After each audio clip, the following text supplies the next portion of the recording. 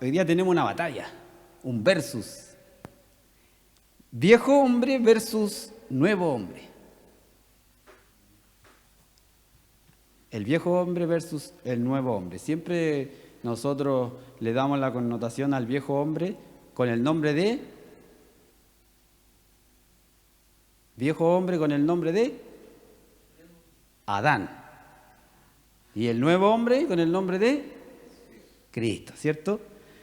Y vamos a ver dos pasajes de la palabra.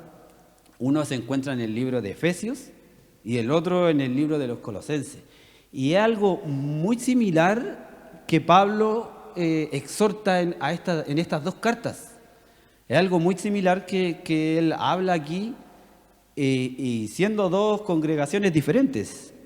Pero a través de esto nos damos cuenta que quizás los problemas eran muy similares.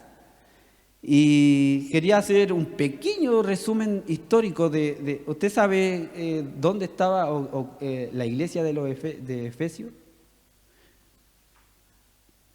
Mire, Éfeso era una ciudad importante de Asia Menor, hoy que es parte de Turquía, que se destacó por su comercio, religión y cultura. ¿Por qué digo esto? Porque para enfocarnos más o menos en el tiempo donde Pablo, con los problemas que Pablo tenía que sobrellevar. Y esta parte de religión era muy fuerte en Éfeso. Era un centro de adoración a la diosa Artemisa, también conocida como Diana. Imagínense, centro de adoración. Se dice que ahí hay un templo que es de las 7 maravillas del mundo, así. Pero era algo muy concurrido. Imagínenselo así como el día 8 de diciembre. ¿Qué pasa ahí el 8 de diciembre aquí en Chile? Lo Vasque. Imagínense algo similar, yo me lo imagino. Pero quizás que no era solo un día, era todos los días.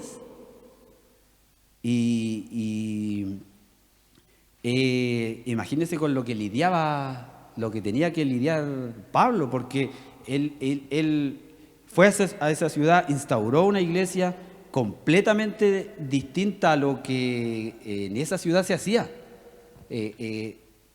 enseñando de Jesucristo. Y mantener a las personas con eso en su mente de que solamente Cristo era muy complejo, porque él instauró la iglesia y después dice que él se va. Está unos años ahí y después se va. Y que eso se mantuviera era complejo, como ha pasado también en nuestras generaciones. Y Éfeso fue un sitio privilegiado para evangelizar a toda la provincia, porque dice que era un puerto, a toda la provincia, debido a la accesibilidad y prominencia de la ciudad en la región. Fue en Éfeso donde Pablo y sus compañeros fueron arrastrados al enorme anfiteatro, donde durante alrededor de 2 horas la turba gritó: "Grande es Artemisa de los Efesios". Cuando los tomaron, los agarraron, dice que ahí fue cuando la gente, no, Artemisa de los Efesios, imagínense, qué fuerte, porque ¿qué estaba predicando Pablo? ¿De Artemisa?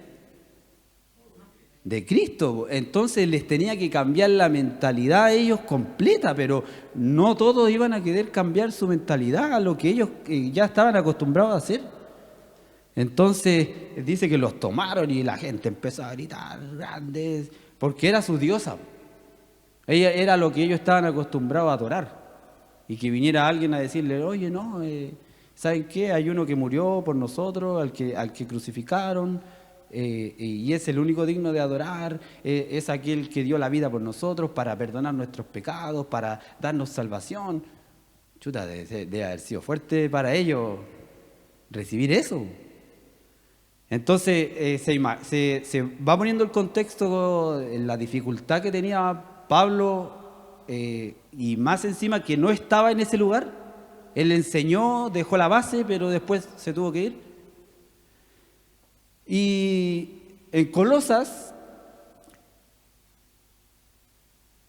Colosas era en tiempos de Pablo una pequeña ciudad, situada en el valle del río Lico, a unos 180 kilómetros al este de Éfeso. Imagínense, está Éfeso y a unos 180 kilómetros estaba Colosas. ¿De aquí a Santiago hay 100? ¿100 kilómetros? 100. Imagínense, casi el doble era la distancia entre Éfeso y Colosas. Pero quizás también había mucha influencia de las personas que vivían en Éfeso, también podían llegar quizás a ese lugar. Y era una pequeña ciudad que se situaba en esa dirección. Parece que Pablo no evangelizó, se dice que no evangelizó personalmente en Colosas. Se cree que es así. Según los datos de la propia carta de Colosenses, habría sido Epafras, discípulo muy apreciado por el apóstol. Se cree que como que él fue el fundador y que Pablo nunca llegó a ese lugar.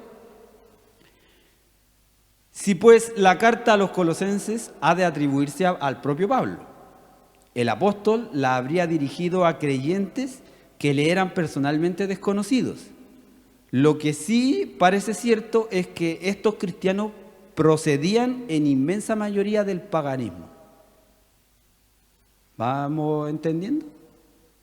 Imagínense, la inmensa mayoría provenían del paganismo. O sea, en la situación que tenía que meterse Pablo para poder predicar el Evangelio de Jesucristo, cambiar mentes, pero completas, unas mentes que estaban acostumbradas a algo y que viniera alguien a decirle, oye, no, Jesucristo, que siquiera a lo mejor algunos ni siquiera habían escuchado de él. Entonces, ese era en estas dos ciudades, el tema principal de estas dos ciudades en el cual Pablo tenía que enfocarse, y dentro de las congregaciones sucedían situaciones. Y si nosotros nos ponemos a analizar a quién iban dirigidas las cartas de Éfeso y de Colosenses, a cristianos, a personas conocedoras, porque estas dos iglesias se habían formado, ya se les había predicado el Evangelio, ellos habían creído. Entonces eran personas que estaban congregándose y que habían creído a lo que Jesucristo había hecho en esta tierra. Y si quiere me acompaña a Efesios capítulo 4, porque usted pensará, ¿las iglesias tienen que ser perfectas? ¿Dentro de la iglesia nunca ocurre nada? ¿Creerá usted que es así?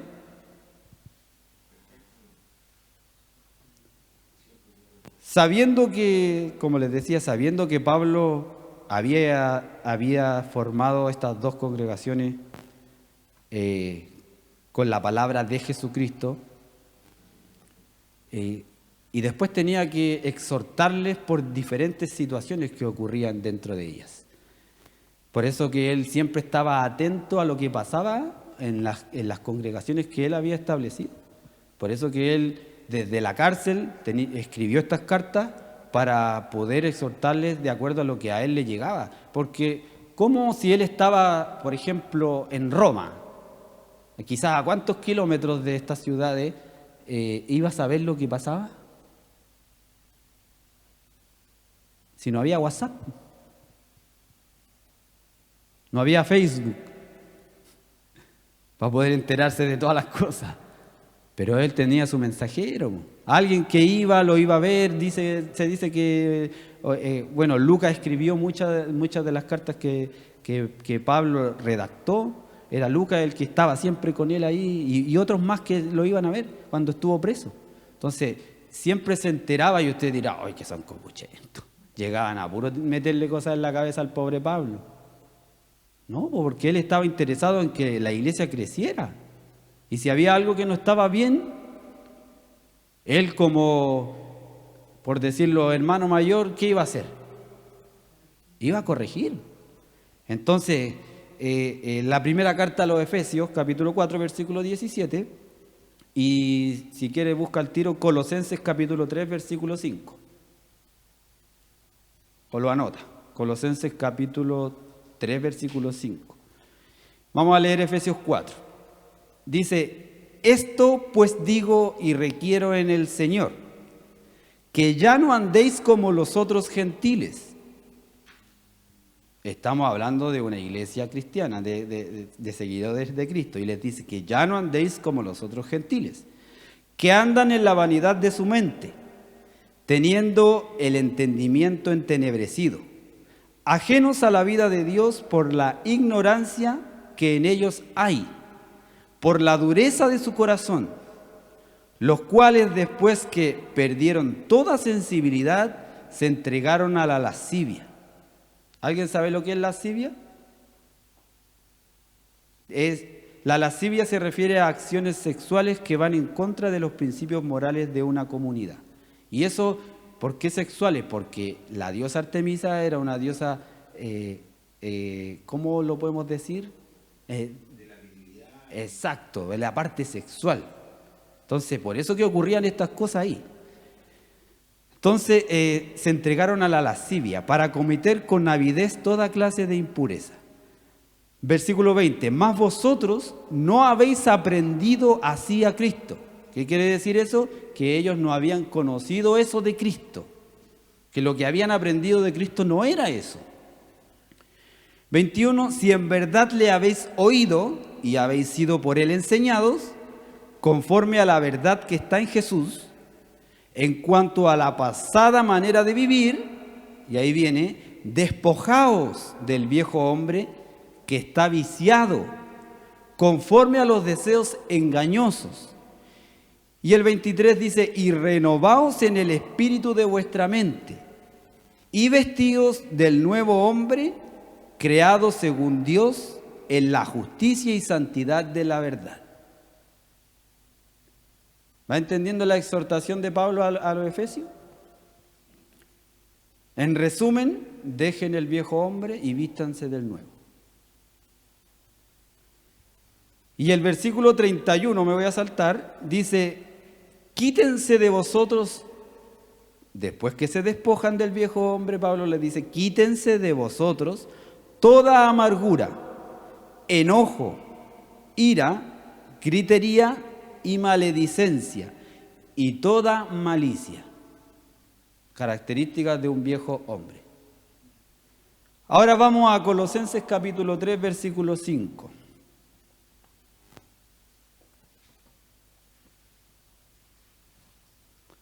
Colosenses capítulo 3, versículo 5. ¿Lo tiene ahí? Dice 5.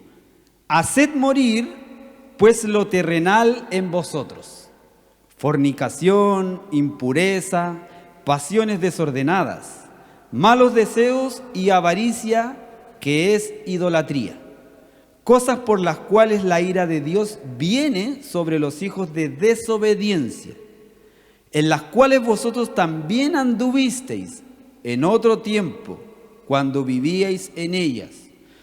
Es extraño que Pablo les diga que anduvieron y le está diciendo que las deje. ¿Se da cuenta? Que le dice, haced morir, y después le dice, en las cuales vosotros anduvisteis. ¿Por qué tiene que recalcarle que la haga morir si ya anduvieron en ellas, ya no? Es como extraño, ¿cierto? En las cuales vosotros también anduvisteis en otro tiempo cuando vivíais en ellas. Versículo 8. Pero ahora dejad también vosotros todas estas cosas: ira, enojo, malicia, blasfemia, palabras deshonestas de vuestra boca.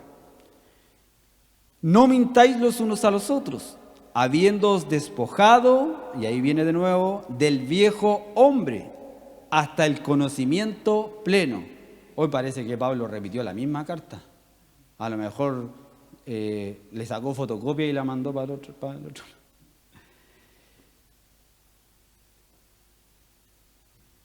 Entonces, despojado del viejo hombre con sus hechos y revestido del nuevo, el cual conforme a la imagen del que lo creó, se va renovando hasta el conocimiento pleno, donde no hay griego ni judío, circuncisión ni incircuncisión, bárbaro ni escita, siervo ni libre, sino que Cristo, que es el todo y en todos. Vestidos pues como escogidos de Dios, santos y amados de entrañable misericordia, de benignidad, de humildad, de mansedumbre, de paciencia, soportándoos unos a otros y perdonándoos unos a otros, si alguno tuviere queja contra otro, de la manera que Cristo os perdonó, así también hacedlo vosotros. Y sobre todas estas cosas, vestidos de amor, que es el vínculo perfecto. Amén. Qué maravilloso lo que Pablo les exhorta a estas dos iglesias. Y como les decía, tenemos un versus, el viejo hombre con el nuevo hombre. Ahora vamos a ver un poquito las características del viejo hombre y las vamos a ver de acuerdo a lo que leímos. En la carta escrita por Pablo a los Efesios, Pablo exhorta a los creyentes a despojarse del viejo hombre, ¿cierto? Lo que significa dejar atrás la antigua forma de vida caracterizada por el pecado y la separación de Dios. Para introducirnos un poco más, veremos algunas características que menciona Pablo en su carta. Primero, mente entenebrecida. En el versículo 18 habla de la mente entenebrecida. O sea, vivir en ignorancia y alejado de Dios. Esa es una característica del viejo hombre. 2, dureza de corazón. Versículo 18 habla de la dureza del corazón, que es insensible a la verdad de Dios, o sea, a su palabra. 3, entrega a la inmoralidad. Versículo 19 se está refiriendo a eso. Vive en deseos impuros y avaricia. Y 4, corrupción y engaño. El versículo 22 habla de esto. Está dominado por pasiones pecaminosas. Esas son un poco las características que Pablo da a los efesios del viejo hombre, lo que él pide que sea quitado. Ahora vemos que la carta escrita por Pablo a los colosenses también exhorta a los creyentes sobre el viejo hombre. Y observamos que acá nos da otras características que describen al viejo hombre. 1, inmoralidad sexual, versículo 5. O sea, fornicación, impureza, pasiones desordenadas. 2, idolatría, versículo 5 también. Deseos desmedidos y avaricia, que ponen otras cosas en lugar de Dios. 3, ira y enojo. Versículo 8, reacciones descontroladas y destructivas. 4, maldad y blasfemia, versículo 8 también. Actitudes y palabras ofensivas. 5, lenguaje obsceno y mentira, versículo 8 y 9. Hablar de manera corrupta y engañar a otros. Nuevamente vemos ahí en Colosenses todas esas características que son de un viejo hombre. Y uno dirá, chuta, ya me veo reflejada en alguna. Esa es la realidad de nuestras vidas, esa es la realidad de la Biblia, que uno se mira y es un espejo, donde se mira las imperfecciones, ¿cierto? Lo que más llama la atención en estas dos cartas es que Pablo le está escribiendo a personas que eran creyentes, tal cual que usted y tal cual que yo. Personas que habían creído y aceptado la obra de Cristo en sus vidas. Pero ¿por qué Pablo está haciendo este llamado de atención? ¿Por qué cree usted que está haciendo Pablo este llamado de atención? Porque algo estaba pasando dentro de estas congregaciones. La pregunta es, ¿qué diríamos nosotros en este tiempo? ¿Nos atreveríamos a juzgar si supiéramos que esto es parte de una congregación o de nuestra congregación? Quizás diríamos, esta iglesia no representa a Cristo. Mira lo que hacen, cómo se expresan, no se ven cambios en sus vidas. ¿Lo diríamos así o no?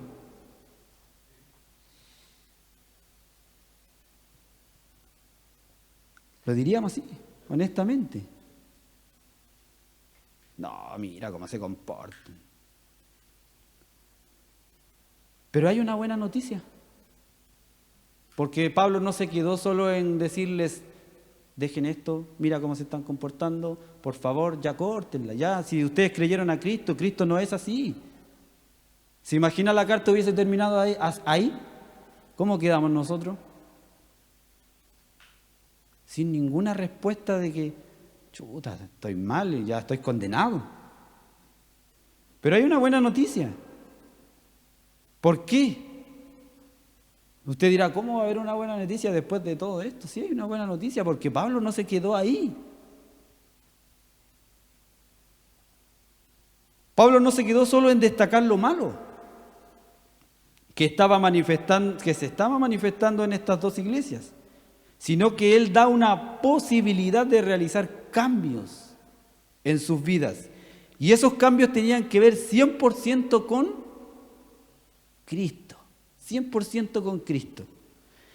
Y les hace un llamado a experimentar el proceso de cambio, o sea, a despojarse, que significa renunciar o quitarse algo, como la ropa vieja, para vestirse de una nueva. Eso es maravilloso porque si bien la palabra nos exhorta y nos muestra lo quizás errado que estamos o el error que estamos cometiendo, pero nos da una posibilidad. ¿Y cuál es esa posibilidad? Nos dice, no hagas esto, pero haz esto otro. Y nos da la manera en la cual nosotros podemos conducirnos. Ahora vamos a hablar un poquito del nuevo hombre y el proceso de cambio. Pablo les dice a los efesios lo siguiente, les exhorta a despojarse del viejo hombre, ¿cierto? Versículo 22. Les dice que tienen que renunciar al pecado y a los hábitos antiguos. O sea, cuando nosotros nos queremos sacar el viejo hombre, debemos de renunciar al pecado y a los deseos antiguos, despojarnos. No debe estar en nosotros. Les exhorta a renovarse en la mente. En el versículo 23, a ser transformados por la verdad de Dios. También les exhorta a vestirse del nuevo hombre. Versículo 24, a vivir en justicia y santidad. Que creo que son dos cosas que cuestan bastante. Porque muchas veces pensamos que la santidad es otra cosa. Que la santidad es andar todo el día en una nube o andar todo el día dentro de la Biblia leyendo o todo el día orando, pero la santidad es dejar algo que va contra Dios. Y todos tenemos algo que va en contra de Dios o que hacemos que no está de acuerdo a los mandatos de Dios. Pero mientras más nosotros nos vamos esforzando en dejarlo, más santidad nos vamos llenando, porque no es algo por nuestros méritos o que usted diga, yo hoy día dejo esto y se acabó. No, porque usted vive en carne y la carne tiene sus deseos. Entonces esas son las exhortaciones que Pablo le hace a los efesios sobre el nuevo hombre. Y Pablo exhorta a los creyentes de Colosas a despojarse también del viejo hombre y revestirse del nuevo, que se renueva en el conocimiento de Dios y refleja su imagen. Ahí hay un punto súper importante. ¿Qué hace el nuevo hombre? Se renueva en el conocimiento de Dios y refleja su imagen. O sea, ¿cómo podemos darnos cuenta nosotros que está habitando el nuevo hombre en nosotros? Con los cambios y que reflejamos esa imagen. Y en el versículo 12 de los Colosenses del capítulo que leímos, dice, vestidos como escogidos de Dios. O sea, con misericordia, benignidad, humildad, mansedumbre y paciencia. Son cosas que nos cuestan. Pero eso son características del nuevo hombre. En el versículo 13 les manda a soportarse y a perdonarse. Muchas veces no nos soportamos, ¿cierto? Pero Pablo nos manda en el versículo 13 a soportarnos y a perdonarnos.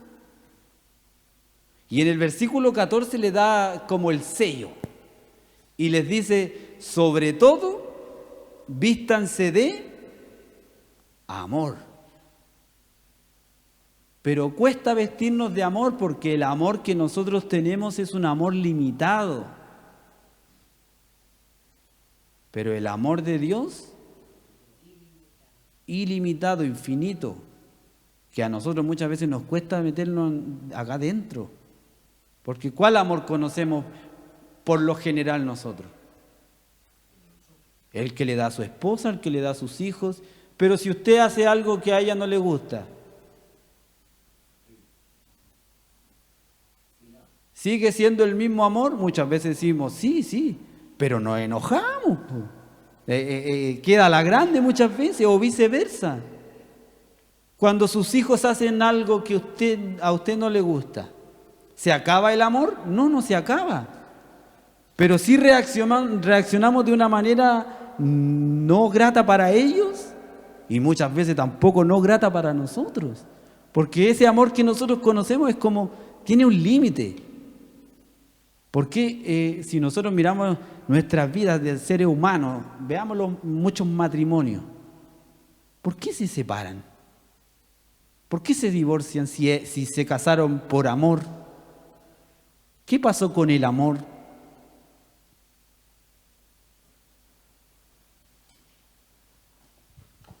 ¿Qué cree usted? ¿Qué pasó con el amor?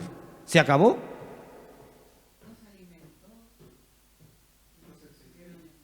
No se entendieron, pueden suceder muchas cosas, pero la verdad es que se acabó el amor. Usted puede decir, ¿cómo se va a acabar el amor? Si permanecieran en el amor, permanecerían juntos. A pesar de lo que tú haces, no me agrada, lleguemos a un acuerdo, porque estamos enamorados. ¿Se imagina a Dios mirándonos a nosotros así?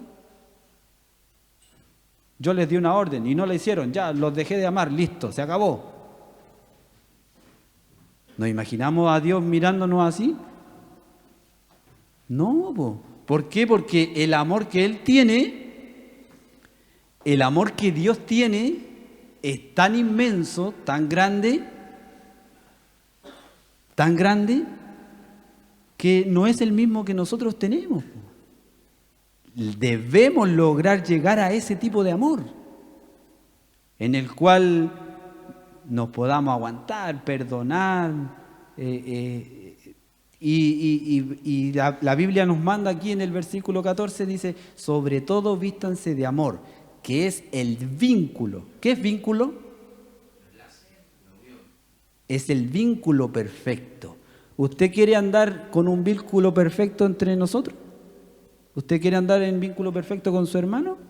Yo quiero. Entonces, ¿qué tengo que hacer? Vestirme de amor. Mire qué lindo. Y es lo que Dios quiere en nosotros. ¿Ocurren situaciones? Sí, ocurren situaciones. Pero, ¿qué pasa cuando esas situaciones ocurren y logramos hacer lo que dice la palabra? ¿Qué decía?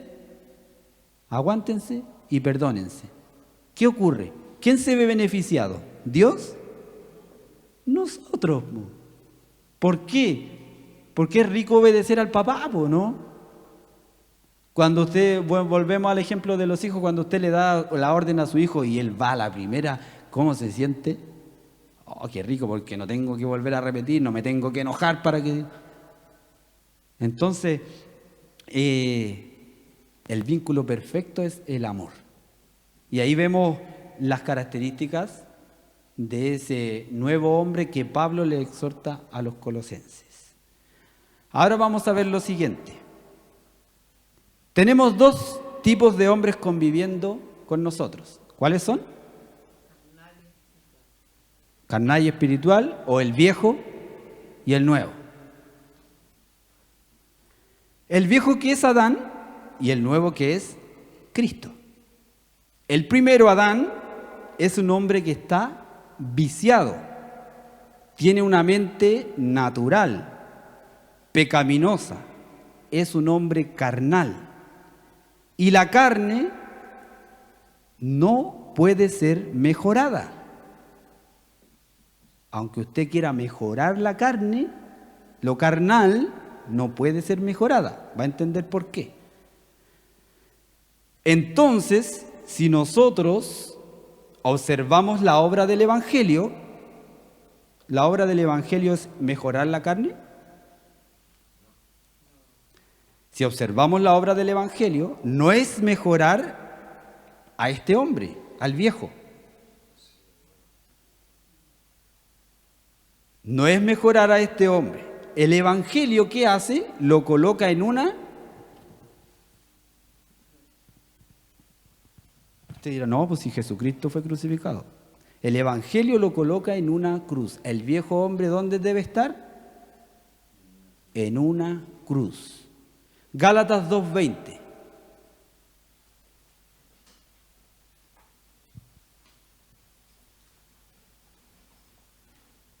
Gálatas 2:20 dice así: con Cristo estoy juntamente crucificado. Y la frase cliché dice: y ya no vivo yo, mas Cristo vive en mí. Y lo que ahora vivo en la carne, lo vivo en la fe del Hijo de Dios, el cual me amó y se entregó a sí mismo por mí. Porque decía la frase cliché, porque muchos, no, y ya no vivo yo, Cristo vive en mí. Y el viejo hombre aflora, pero como decía hace una semana atrás el pastor, muchas veces hablamos o cantamos algo que no lo hacemos. Le mentimos a Dios. O sea, ¿dónde tiene que estar el viejo hombre? Porque aquí dice, con Cristo estoy juntamente crucificado. O sea, entonces, el Evangelio que hace, lo crucifica. Este hombre no debe ser restaurado. Porque, ¿qué se restaura? No, cuando usted va a restaurar algo, ¿por qué lo va a restaurar? Porque está en mal estado, porque se puede echar un poquito de cemento por aquí, por allá, y queda como que si estuviera bueno, ¿cierto? Este hombre no debe ser restaurado, ni reparado, ni mejorado, ni arreglado, sino este hombre tiene que morir, exactamente, hermano, morir. Para que la vida de Cristo sea manifestada, este hombre tiene que estar crucificado en todo momento. En todo momento. Así que cuando el viejo hombre opera, lo hace en la carne. No puede operar en el espíritu. ¿Por qué no puede operar en el espíritu? Porque él es carne.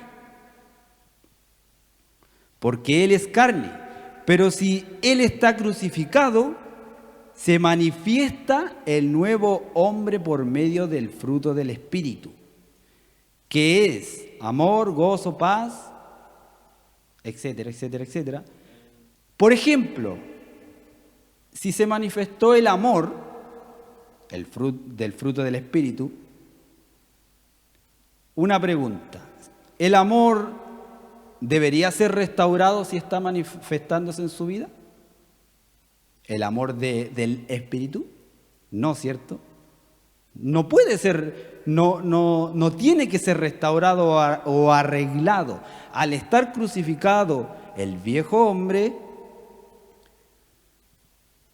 el amor se pone de manifiesto, o sea, se ve y se refleja. Al morir, al estar en la cruz y muerto, el fruto del Espíritu comienza a manifestarse y se va reflejando. No es que viene un poquito de amor y nosotros lo tenemos que mejorar. ¿Va entendiendo? El amor se pone de manifiesto, o sea, se ve y se refleja por el nuevo hombre que es Cristo. Y si Cristo gobierna en nosotros, se pone de manifiesto todo lo que Dios nos dio por medio de Cristo. La salvación, la redención, etcétera, etcétera, etcétera. Cuando Cristo gobierna, cuando usted se despojó del viejo hombre, lo puso en la cruz y lo mató y no lo revivió más, y se empieza a vestir del nuevo, se refleja todo lo que Cristo nos dio, ya sea la salvación y la redención, o todo lo que Cristo tiene para su vida. Pero ¿qué ocurre si el viejo hombre se baja de la cruz? ¿Qué piensa usted? ¿Qué ocurre si el viejo hombre dice, ay, que no quiero estar más crucificado, me voy a bajar? Pero es que ya ahí, perdón hermano que te interrumpa, si yo digo y quiero, anhelo, seguir a Cristo, a Jesús, y llega un momento por fe y porque uno lo siente, digo me crucifico, o sea, es porque ya murió. ¿Y por qué se manifiestan todavía las obras de la carne en nosotros? Vivimos bajándonos de la cruz, pues, hermano. Si hay que ser realista. Si yo entiendo su postura, yo la entiendo. Y es lo que todos anhelamos. ¿Crucificarlo? No, crucificarlo, matarlo y si ya murió, que murió, no puede volver a revivir. Exacto. Por eso que hay un versus. Entonces, ¿pero qué ocurre si el viejo hombre se baja de la cruz? Se manifiestan todas las obras de la carne. Entonces es muy importante entender que estas dos naturalezas coexisten y viven dentro de nosotros. Por eso la importancia de crucificar el viejo hombre y que se exprese en muerte. Cuando algo ya está muerto, no puede hacer nada. Si usted, como delante habían arañas, ¿qué le hicieron? ¿Qué pasó con la araña? ¿Y por qué no se mueve? Porque la mataste, pues. Ah, ¿no me puede picar ahora? No, pues si ya la mataste. Lo mismo debe ocurrir con ese viejo hombre. ¿Por qué ya no se manifiesta? Porque lo mataste. Ya murió. Y ahora ya no vivo yo.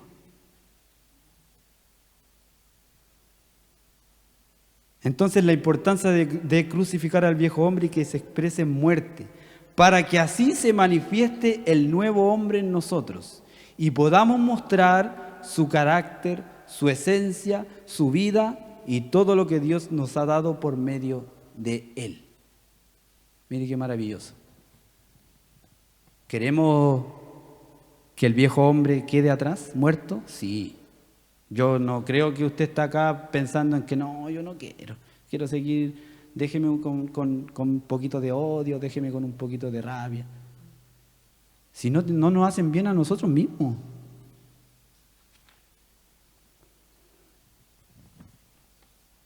Y ya para ir terminando les voy a leer lo siguiente.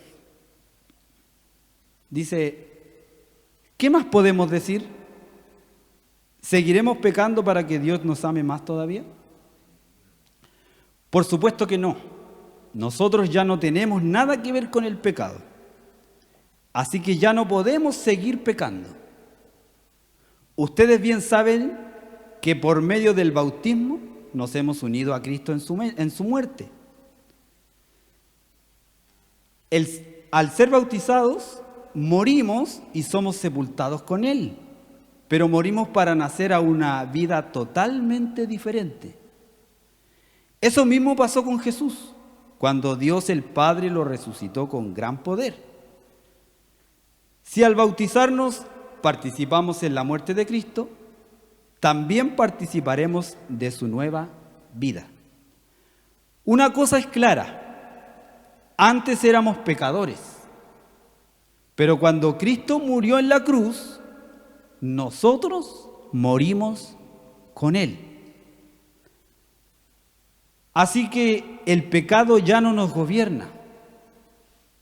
Al morir, el pecado perdió su poder sobre nosotros. Si por medio del bautismo morimos con Cristo, estamos seguros de que también viviremos con Él.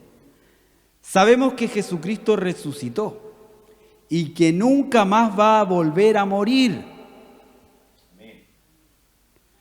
Pues la muerte ya no tiene poder sobre Él. Cuando Jesucristo murió, el pecado perdió para siempre su poder sobre Él. La vida que ahora vive es para agradar a Dios. De igual manera, el pecado ya no tiene poder sobre ustedes, sobre nosotros, sino que Cristo les ha dado vida y ahora viven para agradar a Dios. Así que no dejen que el pecado los gobierne, ni que los obligue a obedecer a los malos deseos de su cuerpo. Ustedes ya han muerto al pecado, pero ahora han vuelto a vivir. Así que no dejen que el pecado los use para hacer lo malo. Más bien, entréguense a Dios y hagan lo que a Él le agrada. Así el pecado ya no tendrá poder sobre ustedes, porque ya no son esclavos de la ley. Ahora están al servicio del amor de Dios. Alguien podría decir que, como ya no somos esclavos de la ley, sino que estamos al servicio del amor de Dios, podemos seguir pecando. Pero eso no es posible. Ustedes saben que quien siempre obedece a una persona llega a ser su esclavo. Nosotros podemos servir al pecado y morir, o bien obedecer a Dios y recibir su perdón. Antes, ustedes eran esclavos del pecado, pero gracias a Dios que obedecieron de todo corazón la enseñanza que se les dio, ahora ustedes se han librado del pecado y están al servicio de Dios para hacer el bien. Como a ustedes todavía les cuesta entender esto, se lo explico con palabras sencillas y bien conocidas. Antes ustedes eran esclavos del mal y cometían pecados sexuales y toda clase de maldades. Pero ahora tienen que dedicarse completamente al servicio de Dios. Cuando ustedes eran esclavos del pecado, no tenían que vivir como a Dios le agrada. ¿Pero qué provecho sacaron? Tan solo la vergüenza, de vivir separados de Dios para siempre. Sin embargo, ustedes ya no son esclavos del pecado, ahora son servidores de Dios. Y esto sí que es bueno, pues el vivir solo para Dios les asegura que tendrán la vida eterna. Quien solo vive para pecar recibirá como castigo la muerte, pero Dios nos regala la vida eterna por medio de Cristo Jesús, nuestro Señor.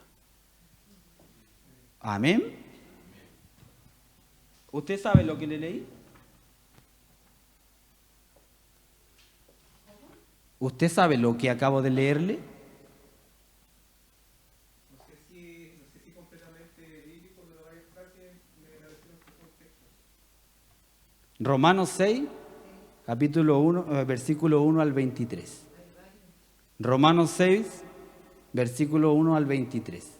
La traducción lenguaje actual.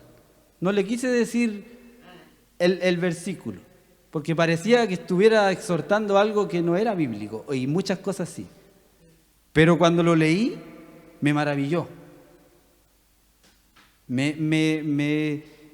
Porque yo voy a ser bien honesto, el mensaje no tenía estos versículos, pero cuando comencé a buscar más, me encontré con esto en la versión Reina Valera, y habla también de hacer morir el viejo hombre. Y cuando lo leí en la TLA dije, oh, qué maravilloso, cómo parecía que fuera un poema. Cómo nos exhorta y nos enseña. Y nos deja ver con claridad que nosotros ya no somos esclavos más del pecado y que debemos vivir para agradar a Dios. Es texto bíblico eso. Si es una traducción, es la TLA. Es Romanos 6, versículo 1 al 23, para que usted lo anote y lo busque después en la Biblia que usted usa y lo lea. ¿Por qué? Porque se va a dar cuenta que ese pasaje Pablo también le está exhortando a los romanos sobre el viejo hombre.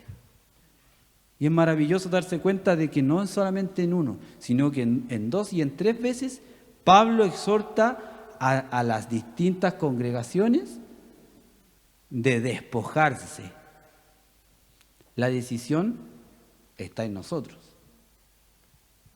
Digo. Quería decir algo respecto a esto mismo,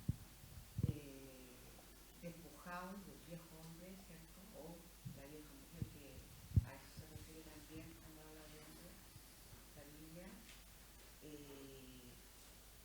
Hace unos días atrás pensaba yo en que el Señor me llevaba a meditar sobre los frutos del Espíritu. Entonces, claro, como usted, el Señor le inspiraba para que hablara adelante en parte cuando decía que nos cuesta, porque versus, ¿cierto? Pero meditaba en ese momento y era como que el Señor me decía, pero esto es de a poco, o sea, esto es lento, porque si llegamos a decir, no, yo ya tengo todo esto, es porque ya estamos perfectos. Estaríamos con Cristo. Entonces tenemos que alejarnos un poquito. O sea, el Espíritu Santo nos aleja de a poquito del pecado. O sea, lo ideal es que nos alejáramos Claro, de una, pero la verdad que no es así. No es así, es un proceso, como usted va diciendo. Y cómo nos damos cuenta cuando vivimos situaciones y vemos que ya no se manifiesta tal cosa que se manifestaba. Pero para ya ir cerrando, ese versus que decíamos, no tiene que ser más un versus. Si bien esas dos naturalezas coexisten y viven en nosotros, hay una manera de que una sola siga viviendo. hermano, pero cuesta tanto en la carne. Si lo que nosotros podemos lograr o vamos a lograr no va a ser por nuestras fuerzas. Es imposible, porque déjeme decirle, yo no quiero fallar.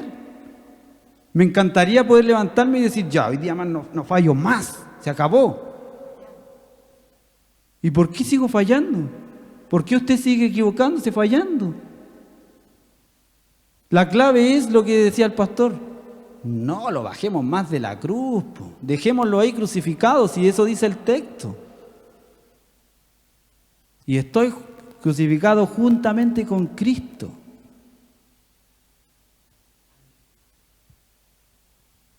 Van a venir situaciones en que usted se va a dar cuenta que se está manifestando el viejo hombre. Y ocurren todos los días. ¿O no? No, a mí me ocurre una vez al mes nomás. Todos los días, en su casa, en su trabajo, en cualquier situación, uno tiene que estar alerta. ¿Qué te da la alerta? El Espíritu Santo. Porque si somos gobernados por Él, déjeme decirle que no se va a manifestar lo otro. ¿Amén? El viejo hombre tiene que estar muerto en una cruz. O sea, por fe está muerto. Por fe.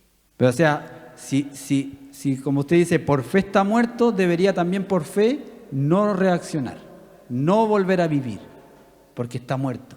Y lo que está muerto no puede manifestarse, no puede moverse, no puede hacer. Como decíamos delante, si matamos la arañita ya murió. Ya no hay nada más que hacer. Si quería agárrala con la mano, no te va a hacer nada. Ya está muerta. Entonces cuando decimos, no, está muerto, tú no vas a reaccionar mal, no vas a pecar, no vas a mentir, no vas... es entendible el poder ver cómo nosotros nos vamos vistiendo del nuevo hombre. Es súper entendible porque no se manifiesta el viejo. Así de sencillo. Hermanos, pero hay cosas que, bueno, lo he vivido y cada cual tiene su experiencia con el Señor, ¿cierto? Porque está trabajando en cada uno el Espíritu Santo. Pero lo que he vivido, el Señor me ha hecho darme cuenta de que hay cosas que, pecados que son más fáciles negarse a sí mismo y no Sí, hacerlo. porque déjeme decirle algo. Cuando uno peca, cuando uno falla, lo hace porque viene algo que a uno lo seduce. Porque cuando usted dice, no, yo no miento, porque no hay nada que lo seduzca a usted a mentir. Pero cuando yo hablo mal de un hermano o de una hermana, estoy cometiendo pecado porque eso me seduce a hacerlo. Si lo vemos en las relaciones de pareja, cuando un hombre mira para el lado a otra mujer, ¿por qué la mira? Porque lo seduce. Entonces, cuando nosotros comenzamos a entrar en esa seducción, dice que lo llama como la concupiscencia. Ahí esas dos cosas se juntan y se forma el pecado. Por eso es mirar y Arrancar, ¿qué le dijo Pablo a Timoteo? Huye, arranca. Pero si yo entiendo como usted dice, cuesta. Pero la palabra es clara. No estamos más gobernados por el pecado. Estamos ahora para servir a Dios y para mostrar a Dios. ¿Fallamos? Sí. ¿Y qué nos decía? Aguántense, perdónense y vístanse de amor. Amén. Que es el vínculo perfecto. Amén. Que el Señor les bendiga grandemente.